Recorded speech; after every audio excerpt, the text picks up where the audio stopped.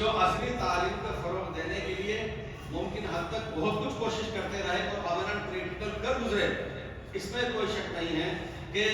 ان کی نیک نیتی کو دیکھتے ہوئے ان کے اعمال نامے کے اندر وہ بھی انشاءاللہ العزیز ایک بڑی عزت رکھتا ہے۔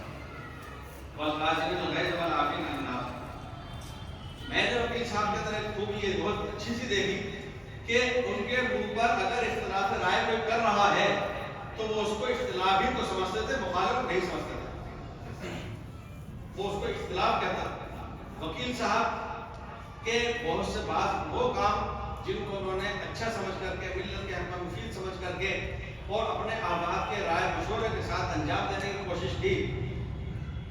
بعض حضرات متفق ہوئے اور بعض حضرات کو وہ بات مناسب نہ لگ سکی۔ اگر کسی نے اختلاف رائے ایسے انداز میں کیا کہ جو علمی اعتبار سے شریفانہ نہیں مانا جاتا ہو، لیکن وکیل صاحب نے اس کا جواب دینے کے لیے اپنے آپ کو فارغ نہیں رکھا۔ جس طرح کہ مثال حضرت محمد حسن نقوی دیا کرتے تھے کہ جب ہاتھی رواں دفعہ ہوا کرتا ہے، چلتا ہے، اس کے گھنٹے باندھ دی جاتی تھی اور اس کو بھونکنے والا یا بھونکنے بھی لگتے تو وہ رک کر کے جواب دینے نہیں لگتا تھا۔ بعض حضرات نے کہا تھا مولانا مودودی صاحب کا نظریہ اتنی تیزی سے کیوں پھیلا، تو بعض حضرات نے یہ جواب دیا ان کی خوبی یہ تھی کہ ان پر جو کوئی اعتراض کرتا تھا وہ جواب دینے کے لیے رکتے نہیں تھے، اپنا کام کرتے رہتے تھے۔ وکیل صاحب جو کچھ کرتے رہے، اب بعد کے حضرات کا یہ فریضہ بنتا ہے کہ وہ ان کے اس مشن کو، اس پیغام کو، اس عمل کو روح پر رکھ کے لائیں۔ جب تک گھر کا خاندان کا ایک بڑا بزرگ موجود ہوتا ہے تو عام طور پر رشتہ داری میں غنی خوشی میں اکیلا بھی ایک چہرہ چلا جاتا ہے تو لوگ مطمئن ہو جاتے ہیں فلاں گھرانے سے آ گئے،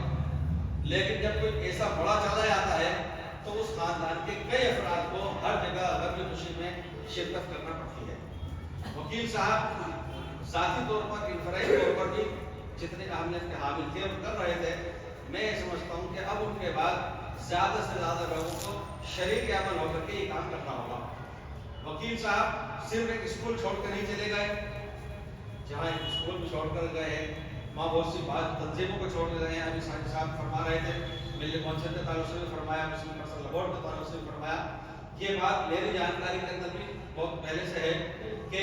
منظور عالم صاحب ٹونک سے اور وکیل عبدالقیوم اختر صاحب صوبہ راجستھان کے اولین ان افراد میں سے ہیں جو مسلم پرسنل بورڈ کے اساسی اراکین میں سے ہیں۔ یہ اہمیت ان کے لیے کچھ کم نہیں ہے، بہت بڑی معنی خیز ہے۔ میری گزارش ہے کہ آج جو مسابقہ خانے کے اندر لوگ چوب پر چوب آئے، نہ صرف یہ کہ جے پور بلکہ اس وقت میں برادری نے یقیناً یہ محسوس کر لیا ہوگا اور رام کی گزار کے ہم سب آپس کے آباد برادری والوں نے بھی دیکھا ہوگا کہ ہم سمجھتے تھے کہ وکیل صاحب کے لیے کوئی ہم سے تعزیت کرے، لیکن یہاں تو ایسا لگ رہا ہے کہ دیگر صوبوں سے پڑھا لکھا طبقہ اور اونچا طبقہ، ہر طرح کے معتمد افراد وہ آ رہے ہیں، چلے آ رہے ہیں اور ہر ایک اپنی کوئی نہ کوئی یادداشت سامنے لا رہا ہے۔ اس سے ایسا لگا ہے کہ وکیل صاحب کے ایک ایسے نہیں ہے کہ صرف ایک گھرانے سے ان کی تعزیت کر لی جائے۔ وکیل صاحب یقیناً ایسے رہے ہیں کہ کئی تنظیموں سے اس کی تعزیت کی جانی ضروری ہے، اداروں سے تعزیت کی جانی ضروری ہے، برادری سے تعزیت کی جانی ضروری ہے، محلے والوں سے تعزیت کی جانی ضروری ہے۔ مجھے امید ہے کہ وکیل صاحب کے وہ کام جو بھی کچھ وہ کر رہے تھے، انشاءاللہ العزیز ان کے صاحبزادگان مزید استحکام کی طرف آگے بڑھائیں گے اور جتنے تنظیم و تحریکوں سے حضرات وابستہ تھے وہ وابستہ تھے، اس کے اندر انشاءاللہ مزید ترقیاں ہوں گی۔ پروردگار عالم وکیل صاحب کی تمام تر نیکیوں کو، بھلائیوں کو اپنی بارگاہ عالیہ میں مقبول فرمائے۔ ہر انسان بشر جو روپیہ میں سے نہیں ہے، ظاہر ہے کہ وہ معصوم نہیں ہے، غلطی کا امکان ہر ایک سے ہے، مجھ سے بھی ہے، آپ سے بھی ہے۔ اس لیے ہمیں مسلمان کو حکم یہ دیا گیا ہے کہ ہر ایمان والے کے لیے نیکیاں قبول ہونے کی بھی دعائیں کریں اور مغفرت کی بھی دعائیں کریں۔ پروردگار عالم ان کے نیکوں کو بارگاہ عالیہ میں قبول فرمائے۔ السلام علیکم۔